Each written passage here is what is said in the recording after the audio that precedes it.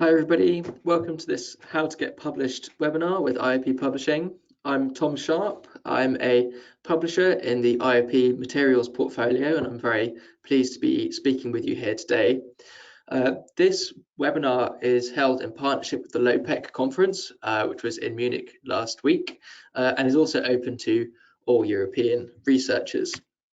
I'll give you a quick outline of what we will be going through today. Firstly, I'll give you a quick intro to IOP and our journals. I'll run through the very important decision on how to choose a journal to publish your work.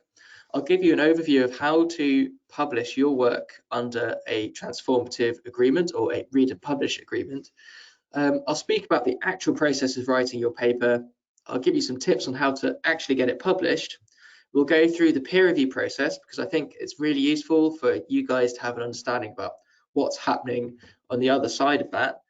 And I'll talk about what you can do post-acceptance and post-publication to maximize the visibility and impact of your work.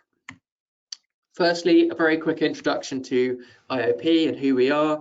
So we are a society publisher.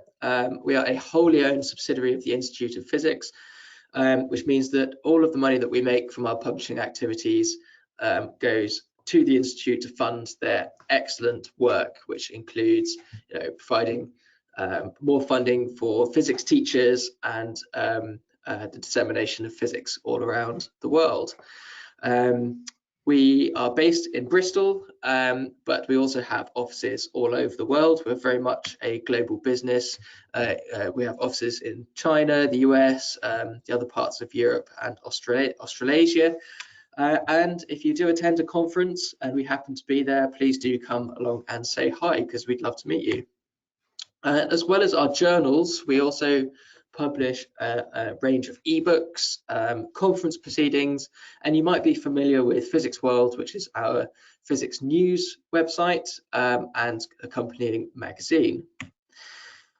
Now, choosing your journal is a very important decision and not one to take lightly. Unfortunately, nowadays, not all publishers and journals can be trusted. Many of them are just out to make money off of science and scientific funding. And there are many considerations that affect your choice of journal, including the scope of the journal, its reputation, speed of publication, and we'll go through some of these factors in more detail in a minute. Importantly, where you want to publish your work kind of dictates how you put your paper together. So ideally, you want to have an idea about where you'd like to publish prior to writing your article. And we want to make this as easy as possible at IOP. So we've got options to meet the needs of authors at all stages of their career and across a great number of fields. What should you consider when you're thinking about where to publish your work?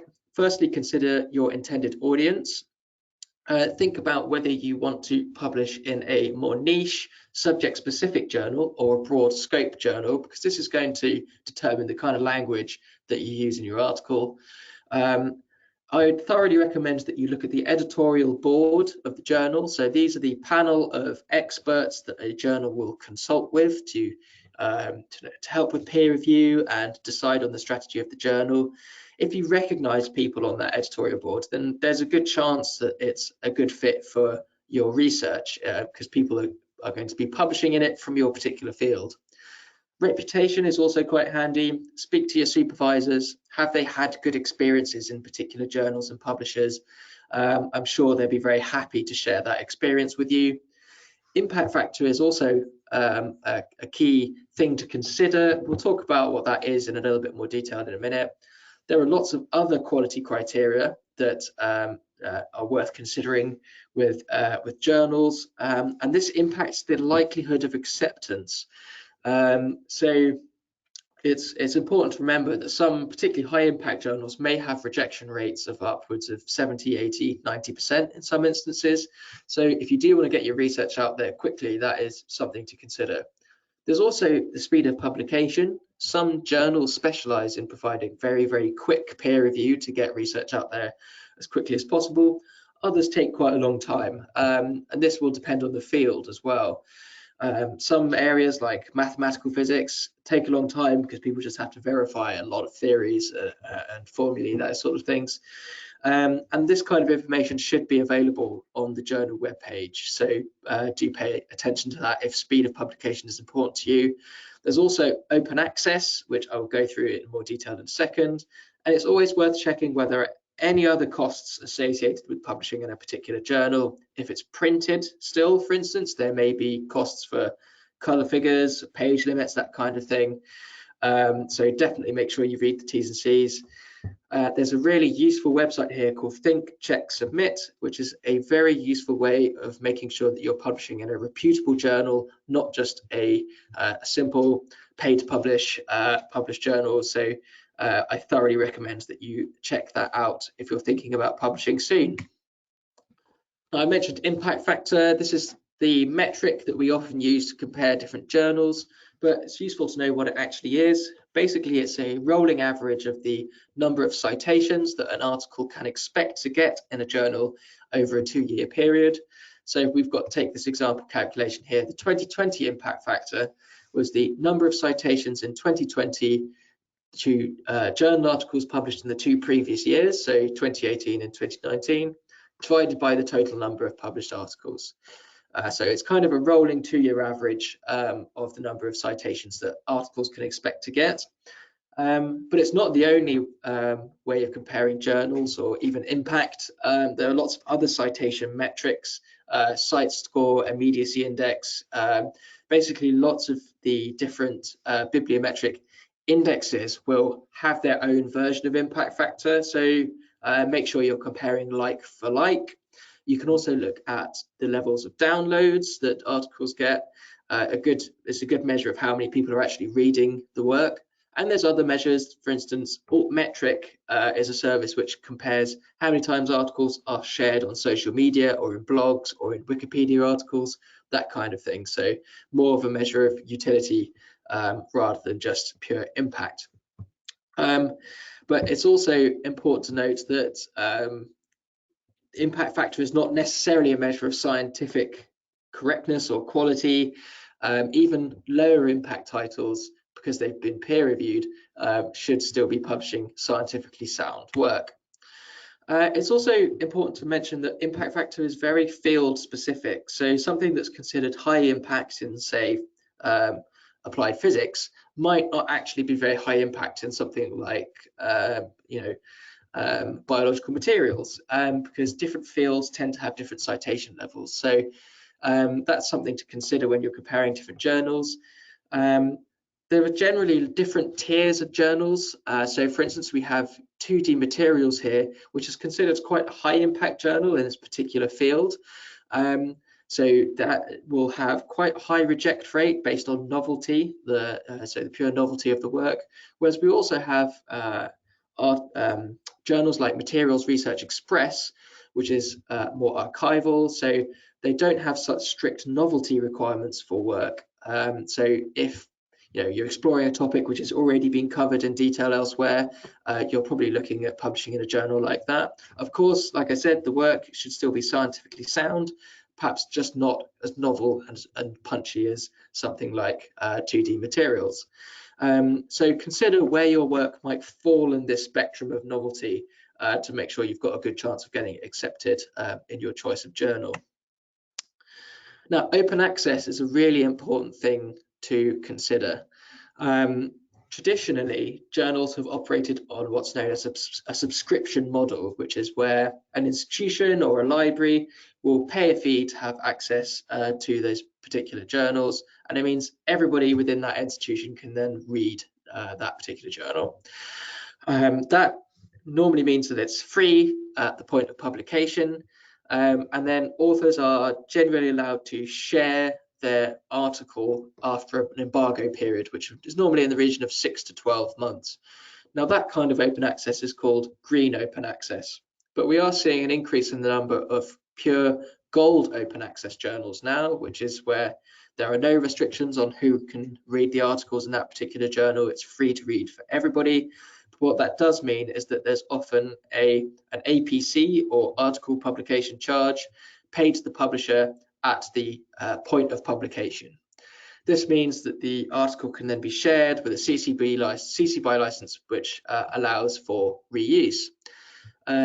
Most journals now, and all of our IOP subscription journals, are in fact hybrid open access. So you can choose to publish fully open access or gold open access within our subscription titles. So have a think about your particular funder's requirements, because many funders now mandate that your work be made fully open access, and you want to make sure that you're complying with all of that, and your choice of journal should reflect it. Our submission requirements are fairly minimal, because we want to make it as easy as possible for you to publish your work. You can submit with PDF only at submissions and just provide your source files later. You can even import your articles straight from the archive, so you just have to provide the link there. And please do check out our author guidelines as well on the publishing support website. Now, there's an increasing number of transformative agreements, or read and publish agreements, available these days, and it's really useful to have an understanding of how these operate, because it basically means that if your institution has one of these with a publisher, you can choose to publish open access at no cost to you. So this is basically a way of moving from a subscription model, which we spoke about, to a fully open access business model, and they're in place to make it easier for researchers to publish on a fully open access basis. You might hear them referred to as open access agreements or read and publish agreements. They're all kind of the same thing. Basically, it means that the cost of publishing an article open access is offset by the institution's subscription fee. So at the point of publication for the author, it's free to publish open access. Crucially, IOP has signed a number of transformative agreements with institutions all around the world, but particularly in Europe. We have loads and loads of institutions who have signed up for these across a large number of EU states and others. So please do remember to check if you are eligible for these if you decide to publish in an IOP journal, because you could save yourself the cost of an APC. The link at the bottom of this page to our publishing support site gives a full list of all of the institutions who have signed open access agreements with us, so make sure you check that out. How does it work? Well, all you have to do is make sure that the corresponding author is the one that submits the work, is from one of these eligible institutions, and we do the rest. It should automatically pick up that you're eligible and then make your work open access. So you don't really have to do much from your side. You may just have to opt in to publishing your work open access, and it should pick everything else up automatically. But there's lots more information on the submission requirements in that link down at the bottom of the page. And we've also launched this really useful new journal finder tool. This basically is a way of making sure that a particular journal conforms with all of your funders' requirements.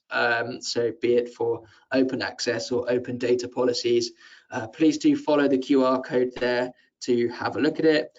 It's a really useful way of checking whether you are eligible for a transformative agreement and whether that agreement is compliant with your funders' requirements. A really useful tool.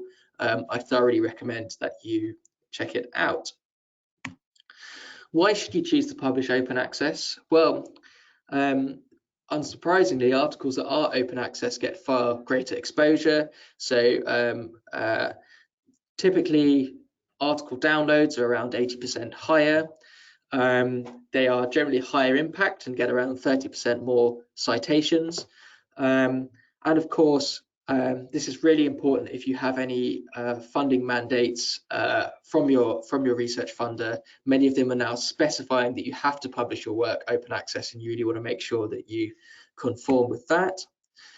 And if you want to know more about our submission requirements or how to take advantage of any of these transformative agreements, please do check out our publishing support site. A lot of the information that I'm going to speak about today and the rest of the webinar is on here too.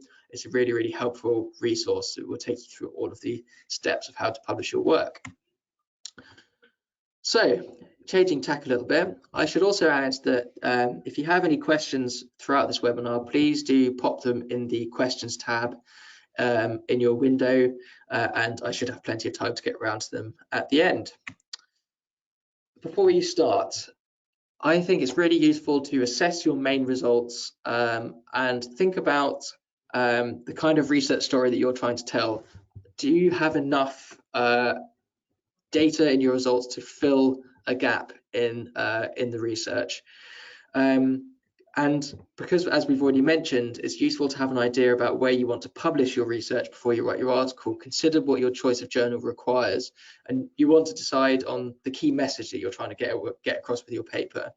It's really useful to prepare an outline first with the different subject headings, just to sort of lay it out in your head before you start writing, so you know exactly what you're going to include. But definitely have a look at the journal website where you'd like to publish first, to make sure that you are at least complying with any of their formatting requirements and the structure of the article. Typically a structure will look something like this. I'm sure you're relatively familiar with this, so I won't go into it in too much detail, but what I will do is run through some of these sections and explain what you should be including. Now, the title is often overlooked and is very important for basically making your work discoverable. So it's worth spending some time thinking about it. Obviously, it's the most visible part of the paper, and you want to make sure that your work is easily discoverable through a search engine. If you're anything like me, you don't find a paper by flicking through a hard copy these days. You'll use a search engine. So you want to make sure that your papers are easily discoverable. You want to be simple, clear and descriptive, and make sure you use key terms. Think about what you might search for to find your particular work. Make sure you're not ambiguous and tend to avoid things like jokes, because they might not translate particularly well. Remember, people might not be reading it in English. And try to avoid acronyms unless they are very commonly used in your particular field. You want to make it concise and descriptive, and get as many of those key terms in to the title as possible to make it easily discoverable. Your abstract is also very important. This is kind of the shop window to your paper. It's not just a copy and paste job from the beginning of your introduction. You should really write it at the end once you've written your paper in its entirety. It summarizes the entire paper, ideally in less than 300 words. So it's not just a copy and paste of the introduction. You want to explain what you did, how, why it's important. You should also make sure to include lots of those keywords and phrases, much like you did in the title, because again, this is going to increase the discoverability of your work. And make sure you summarize your aims, the methodologies, and your findings. Again, you want to be keeping the technical jargon to a minimum and not using too many acronyms unless they are very commonly used. It's also important not to exaggerate your findings at this stage. Something else that's worth keeping in mind is that when your work goes out to peer review, when a reviewer gets invited to review your work, they will often just be able to see the abstract and title when they decide whether or not to accept that invitation to review. So you want to make sure that you're doing a good job of selling your work. Next, we move on to the introduction. This is really about contextualizing your work within the broader field. So you want to describe the main goals of your research, give an overview of your methods, and help the reader understand why this is important. What gaps is this filling in the current literature? And this is where you're going to do the bulk of your citing, your other references. You want to make sure that you're citing relevant references and hopefully the most recent ones too. You don't want to go overboard and be citing every paper back down to, Einstein's theory of general relativity, but you want to be making sure that you get the most recent ones in there, because it shows to the reader that you have really done your homework. One of the most common criticisms that we get during the peer review process is that someone hasn't made reference to the most recent stuff. So make sure you're spending plenty of time on that. Crucially, the methods are also very important because you want to give someone enough information to reproduce your results. Many fields have a bit of a reproducibility crisis at the moment, with people unable to replicate key findings. You want to make sure that if someone wants to reproduce your study, they have enough information to do it. Give them links to any publicly available data sets. If you've used particular software packages, make sure that you are mentioning those. And you can also provide more information about that kind of thing in your supplementary information too. Your results and discussion, obviously you're going to explain what you found out, but also explain why it is significant and impactful for people in your particular field. You also want to compare your results with other published work and discuss the possible implications and applications. Your conclusion should summarize your major points, highlight what is novel and interesting about your work, but you can also include plans for potential future works. What is missing from this particular study? What has it inspired you to do next? That's the sort of thing that you can mention in your conclusion, but really you want to be emphasizing what you've done, why is it important. Your acknowledgements are also important because you want to be recognizing everybody that's made a contribution to your work. If, for instance, someone has helped quite a lot with your paper but hasn't necessarily met the threshold of becoming an author, you want to give them the recognition that they deserve. You also want to make sure that you reference all of your funding. If you want, you should definitely include specific grant numbers. And if you're doing anything biological, you want to make sure that any ethical approval is listed here as well, for instance, on any animal testing or stem cells. Your references, make sure that they are correctly cited, there's no typos in there. If your choice of journal has a particular style, make sure you're complying with that. Here at IOP, we're not too fussy. This sort of thing, again, tends to get fixed post-acceptance. But at least you want to make sure the referencing style is consistent. Double check them for accuracy, and if you make sure that you're spending time looking for potential typos and things, because it's going to save you time post acceptance going through the proofing process. Figures and diagrams are very important and often overlooked. I think it's important that they are kind of self-contained. So if I was to present someone with a figure and the caption underneath it, they should be able to understand what it is outside of the context of the paper. Obviously, you want to make sure that they are clear, high enough definition to be understandable. And in your captions, make sure again that you're not going into too much kind of like technical jargon, you're defining any acronyms, just so they are as self-contained as possible. It's worth thinking about how you're going to use these figures post-publication too. So they could form the basis of a conference presentation or a poster. Are you going to share them on social media, that kind of thing? Many titles might have a graphical abstract service, or they will commonly pick nice art images to be the journal cover. So think about what your images could be used for post-publication. Crucially, you want to be making sure that you leave enough time to get feedback and comments on your work before you submit it. So send it to your supervisors and your colleagues to get some internal review. This could, save you a lot of time later on in the peer review process if they pick up a few issues at this stage, and it might even increase the chances of acceptance in your chosen journal. Make sure you give yourself plenty of time to make their changes. And if you're not a native English speaker, it can be really useful to get the advice from someone who is. And if you don't know anybody who can help you with that, IOP partners with this service called Editage, which is language editing service. You can use this. You don't actually have to publish in an IOP journal once you've used this, so you can use it and go and publish elsewhere. But if your English isn't great, this could be a really, really useful service. So before we move on and change tack a little bit, I'll give you some top 10 tips on successfully writing up your research. Check the literature for similar results in your field first, because you want to be making sure that you reference them, and that you're trying to fill a previously unoccupied gap in the literature. Use references to show the context of your work, why it's new and important, why should people be paying attention to your results.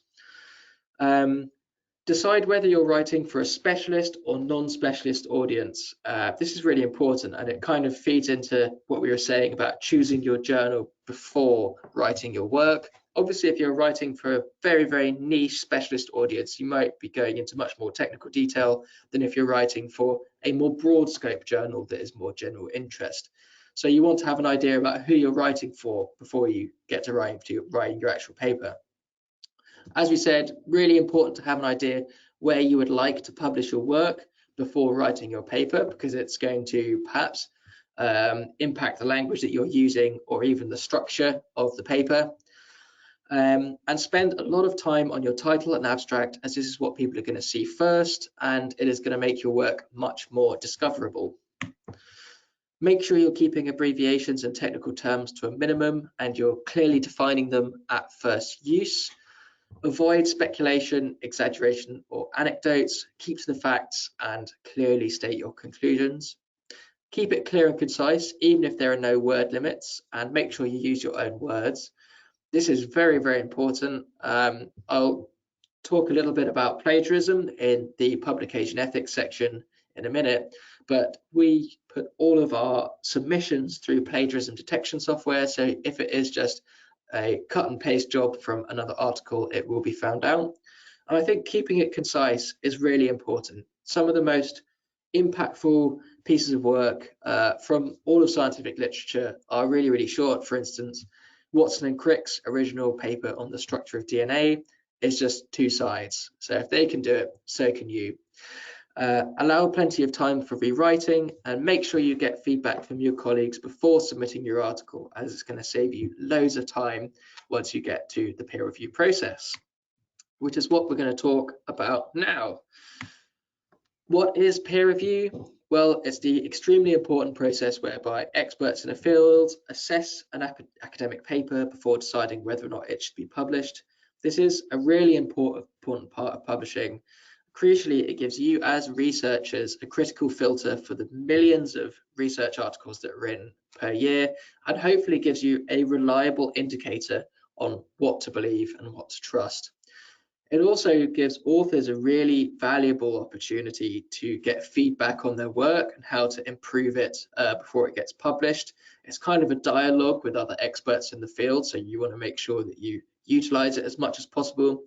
And from an editor's or a publisher's perspective, it helps us decide what we want to publish in our particular journals.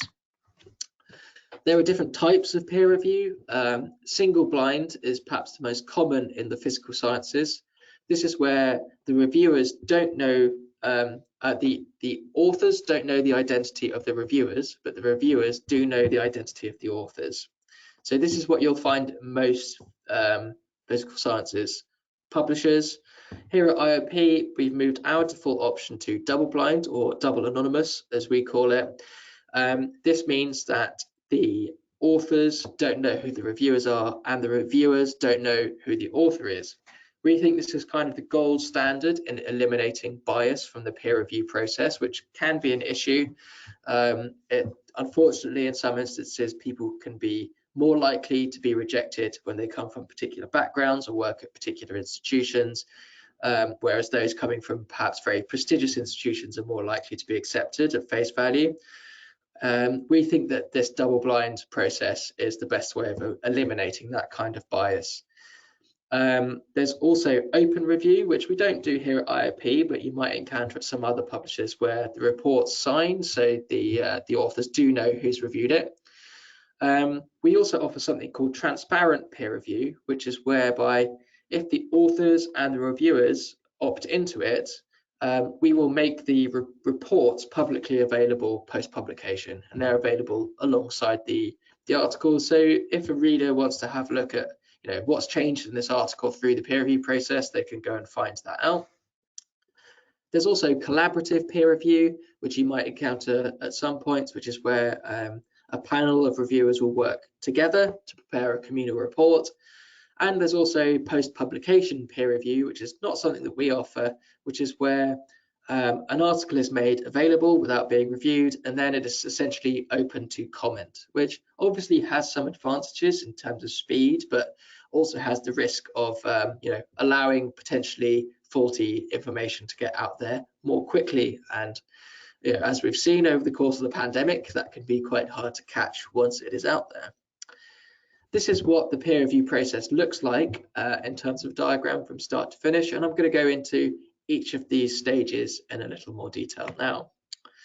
So when a paper is submitted to one of our journals and it lands on our desk, our editorial team will do some initial checks to make sure it's suitable for that particular journal. So all articles, as I mentioned, will go through plagiarism detection software to make sure that they are not just copied from other sources somewhere on the internet. We will assess whether the article reaches the journal's quality standards in terms of novelty. Is it the right scope for the journal? So at this stage, if we think it's not quite right, we may offer a transfer to a more suitable journals. At this stage, a paper could be rejected if we think that it's scientifically flawed. Otherwise, it will be sent out to reviewers. And then reviewer selection is kind of the crux of good peer review. If you can select good reviewers, you'll generally have a good peer review process.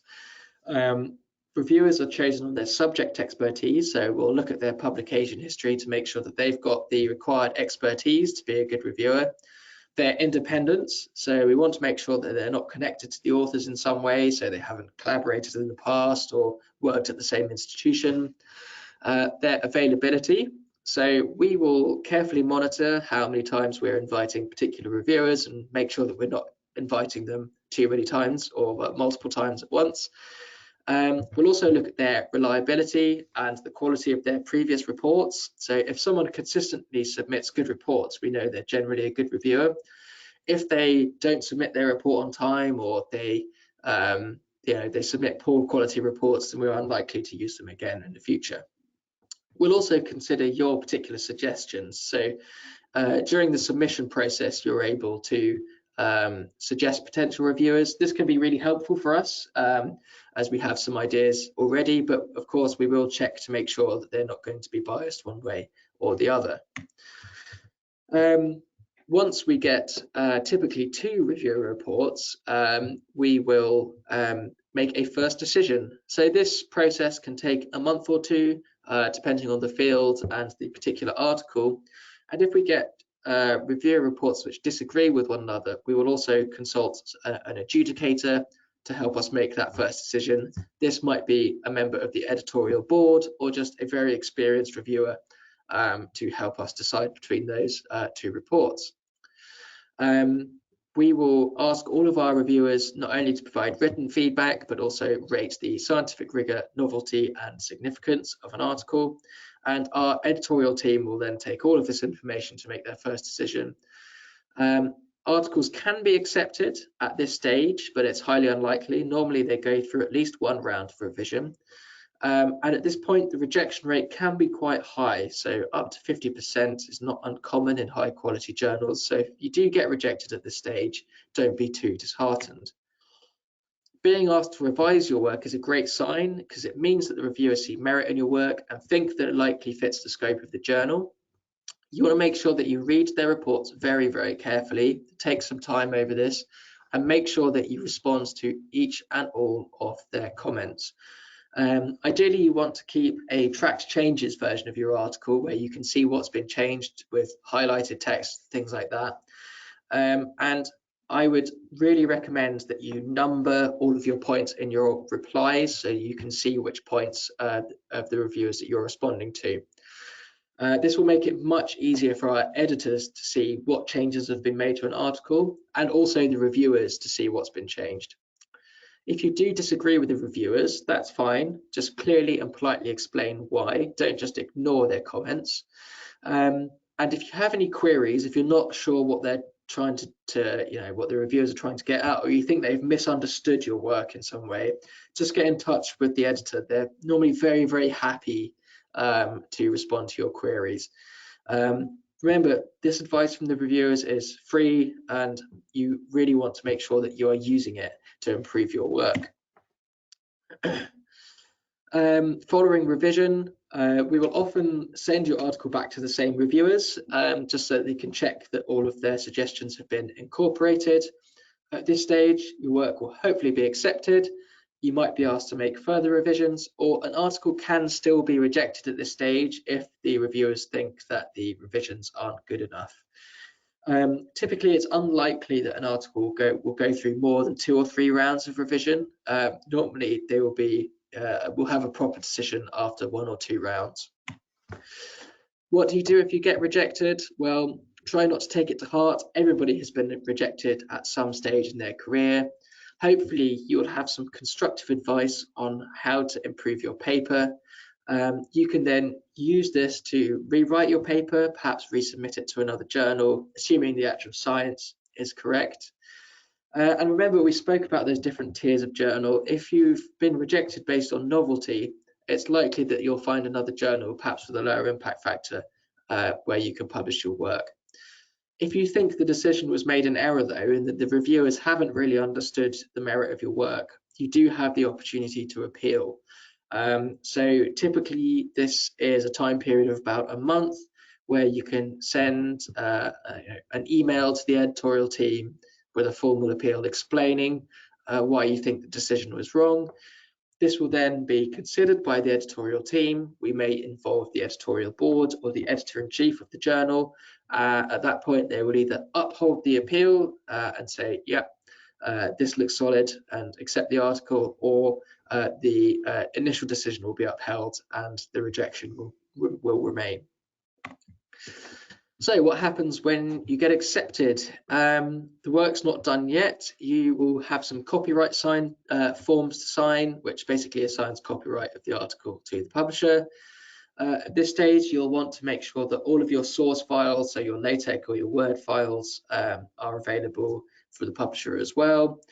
And you also want to make sure that you've got proof to reuse any figures that you've reused from other previously published articles.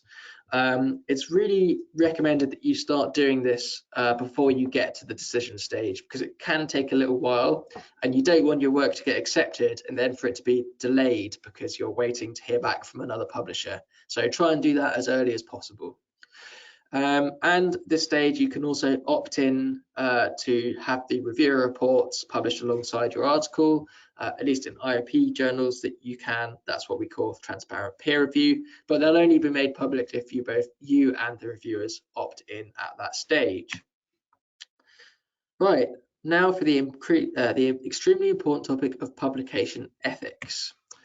Unfortunately, there are various serious examples of both author and reviewer misconduct out there that litter pretty much all fields. I'm sure we've all seen high-profile examples of retractions from quite prestigious journals, actually, where it turns out that someone has either plagiarized or falsified or completely fabricated their research.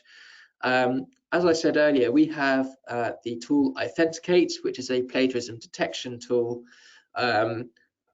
which scans your work and compares it to all previously published work on the internet. So you want to make sure that you are writing all your work in your own words, and if you are referencing other work, please do so correctly. IOP is a member of the Committee of Publication Ethics, which basically gives us this framework on how to handle potential misconduct cases, which is really, really useful as quite a strict legal framework. If you want to know more about ethical policy, please do follow that link there. But we have a research integrity team here at IOP, which sets us apart from some other publishers. Actually, we're one of the few publishers to have this, which is a dedicated team of people which look into potential cases of misconduct. So if we will look into potential whistleblower claims, could be reviewers, they could be other authors, they could be readers, and we will look into all of those cases individually. So To make sure that you don't fall foul of this, here are some top 10 tips for publishing ethically. Make sure you're being honest with your claims and your conclusions. You don't want to be exaggerating your claims or misleading your readers. Credit all those who've made a significant contribution to the work, either in the author list or in the acknowledgements. Make sure you check your funder's copyright and open access policy before submitting your work somewhere. As I said, we've got some tools to make sure that you can do that are really useful. You don't want to submit your work somewhere and then find out halfway through the peer review process that it doesn't conform with your funder's policies. So make sure you're familiar with those. Definitely disclose any funding that you have and potential conflicts of interest. You can also suggest to people that you don't want to review your work. For instance, if there are competitive groups out there where they don't want to give other groups a heads up of what you're publishing, we will take all those into consideration. Make sure you get permission to reuse anything that you haven't created yourself, which includes figures. Generally, it's quite easy to apply for permission from other publishers. So if you're on a journal online and you want to reuse a figure, there'll normally be an option in the caption itself. If you want to reuse it, you'll have to fill out a form. And if that publisher is another STM signatory, which is almost all major scientific publishers, it will be free to reuse that figure if you're doing so in an IOP journal. So please do keep that in mind. Make sure you respond to all reviewers' comments, even if you don't agree with them. Don't fabricate, falsify, or misrepresent data or results. I hope that one goes without saying. Often overlooked, this one, don't submit an article to more than one journal at a time. This is really important because the peer review process takes a lot of time and effort, and it's often essentially free labor on the part of the research community. You don't want to be duplicating that across multiple journals. And if your article does get through to the acceptance stage, those publishers will be essentially in breach of copyright with one another, which is a situation we want to avoid. Make sure you definitely don't add someone as a co-author without their permission. So some people may occasionally be sneaky and pop the name of a Nobel Prize winner onto the author list just because they think it might increase their likelihood of acceptance. We will spot this, and they will also get an email, and they might be a little bit surprised about being included on a piece of work they didn't do anything for. Make sure you don't sign any forms on behalf of your co-authors unless you're specifically authorized to do so. So this specifically applies to your copyright forms, which will get at the point of acceptance. Don't just copy and paste text from other articles, including your own, because this may be classed as plagiarism or duplicate publication. So yeah, it's important to mention that this does apply to your own previously published work too. You want to be making sure that each of your articles is written in your own words.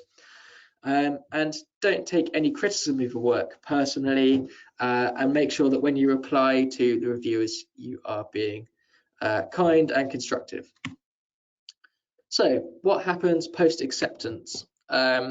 So for a lot of publishers and here at IOP, there will be an accepted manuscript service, which basically means that the accepted version of your article will be made freely available online within 24 hours. This will have the same DOI as the final published version of your article. So it means that you're free to go and start promoting your work, and it can start accumulating citations. So this is a great opportunity to get your work out there as soon as possible. So please do take advantage of it. There's a little bit more work to do though to get that final polished version that you'll see online or in the hard copy of a journal. You'll go through the proofing stage, which is basically a language edit, and our copy editors will make sure that your article fits the formatting style of the journal. You'll be asked to carefully check the proofs of your paper before they're finalized, and it's your last chance to make any minor corrections. These should be minor corrections though. This is not an opportunity to completely rewrite sections of the paper or incorporate any new data. It's basically just typos, that kind of thing. Your corrections will then be made, and the final lovely article will appear online. you'll be informed and sent a link to your paper. And if your journal is still printed, which not all journals still are, a hard copy will be printed sometime later, and you might be able to ask for a copy. But your work doesn't stop there, because you want to make sure that once your work is published, you maximize its impact and visibility. There's lots that you can do, so do contact your colleagues or others in your fields that you've perhaps referenced and send them your article. I'm sure they'll really appreciate the heads up on some relevant research. It can be really useful to use social media. Twitter generally has some really good scientific communities on there, and it's probably the most commonly used. So that can be a really good way of disseminating your research. Lots of researchers will have their own blog as well, which can be a really good way of getting your work out there. Another thing to do is make sure that your institution or departmental homepage is up to date with your list of publications. And if your work deserves wider press coverage, then your institution may have a press office, and they will help put together a press release for you. I highly recommend getting out to conferences to promote your work. It's probably the best way of doing so, and you can, hopefully start future collaborations and learn a lot in the process. There's also this service, a free service called growkudos.com, which gives you some really good advice on how to share your work and how to use social media to increase your presence. We can also play our part as a publisher. So you may have the opportunity to have your work included as part of subject collections or highlights or special issues, that kind of thing. I'd always recommend taking up these opportunities, because generally these articles are more highly read than those outside of them. We will highlight interesting work on our own social media accounts. So if you are on something like Twitter, do engage with us. And we can also provide journalistic coverage of high impact papers, including the physics world websites, that sort of thing. But we can also help press release newsworthy papers too. So this article is a really nice case study, I think, on how we helped get the article out there, and the authors did a really nice piece of work too. So this piece of work was published a few years ago in Environmental Research Letters. As you can see, well, when I took the screenshot a few weeks ago, it has been read over 1.2 million times and has received nearly 600 citations. So something must have gone right when we published this piece of work. Actually, before it was even acceptance, the authors got in touch with us and said, we think this is going to be a great article. We'd like to prepare a press release. First thing we did actually was get them to prepare a little video abstract, which is basically a 1 to 2 minute video. My automatic lights in my room have just gone off. Or a little 1 to 2 minute video which outlines the paper, and is often presented by a PhD student or a postdoc. It's really useful for sharing on social media, so that people can get an overview of what you've done. And we started to put together a press release with our press team.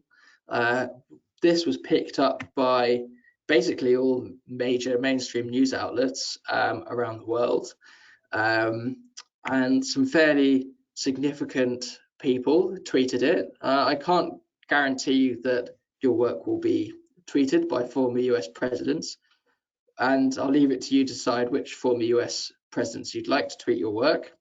But I think this is a great way of showcasing what the authors can do and what we can do as a publisher to help disseminate your work post-publication, and something for you guys to think about as well.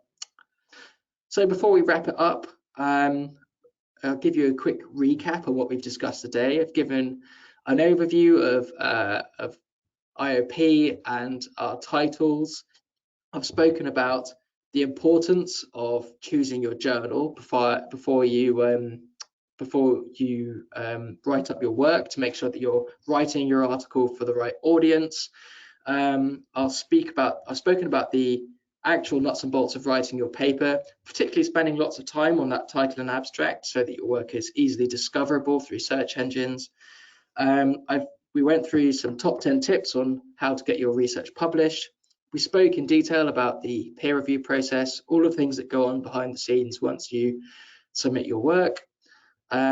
We spoke about publication ethics, particularly the importance of writing in your own words. And I've spoken about what happens post-acceptance, get your permissions for anything that you haven't produced yourself early so it doesn't delay things, and how to maximize the impact and visibility of your work. Finally, I'd like to do a little plug for our peer review excellence training here at IOP. So if you found it useful, this training today, and you'd like to get more involved in the peer review process, but from the perspective of a reviewer, we offer free workshops, either online or in person, called Peer Review Excellence on how to be an excellent reviewer. This is an opportunity to gain IOP Trusted Reviewer status and actually get some hands-on experience writing reviewers. It's guided by our peer review ambassadors from around the world. So if this is something that you think would be interesting, go and check out our Peer Review Excellence Hub. There's online workshops, and there's also an always-on online course for you to do in your own time. So I thoroughly recommend that you go and check that out.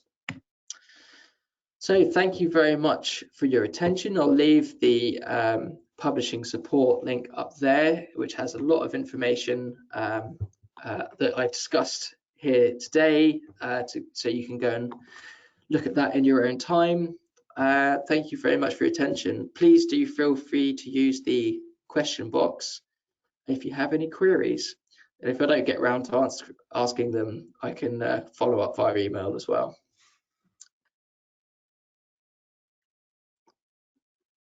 Cool. So a couple of questions have come in. So someone has asked, is there a threshold for the amount of overlap that an article can have with previously published work when you're looking at your plagiarism detection tool? This is a good question. It's quite a tricky one to answer because there's not necessarily a hard and fast threshold. We can't say, for instance, that above 30% overlap an article will definitely be rejected. Below that, it's fine, because we look at it on a case-by-case basis. Basically, we don't want to see large passages of text copied from other sources. That is generally an indication that it will fall foul of our copyright policy. A little bit of overlap is fine, particularly in the method section, because there's obviously only so many ways that you can reused this particular method. So that's a little bit of overlap there is absolutely fine. Generally, you want to make sure that there are no passages of more than 2 or 3 sentences copied from other sources. So yeah, that is definitely something to bear in mind. Someone else has asked, am I allowed to share my work on archive and other preprint servers? Yes, that's absolutely fine. So preprint servers, I would thoroughly recommend that you use them. So you're absolutely fine to share your work on the archive or ChemArchive or bioarchive before you submit it to an IOP journal. That's absolutely fine. You can even import directly from the archive to our submission software just to make it as easy as possible. But what you don't want to be doing is sharing your final accepted version of the manuscript on these sort of repositories if your work has been published under subscription basis, because this is what we call green open access. So generally, if you want to share that final peer-reviewed version of your article, you have to wait for an embargo period, which is often 12 months before you do so. So if you are publishing under a subscription service, make sure you don't fall foul of that initial embargo period if you want to share your work. But yeah, preprint servers are great, and I would highly recommend that you use them. And I don't think we've got any more questions coming in, so I will leave it there. Thank you very much for your attention. I hope you found that useful. I believe there will be a recording of this made available afterwards if you want to go and refer to it. And if you have any questions, please do drop me an email. I'd be very happy to hear from you. So thanks again, and hope to hear from you soon.